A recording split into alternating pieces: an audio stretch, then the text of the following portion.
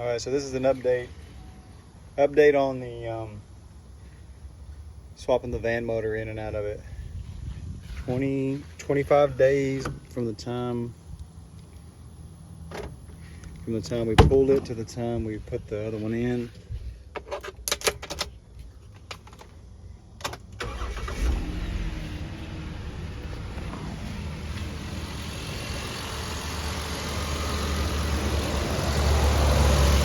Very quiet for a motor with as many miles as this has on it. Pleased, surprised and pleased. I got to hear the van motor run before we pulled it, and that's why I pulled the trigger on it. But we went back in with Dorman exhaust manifolds on both sides. The ones that came off were cracked severely. New gaskets all the way around except for head gasket and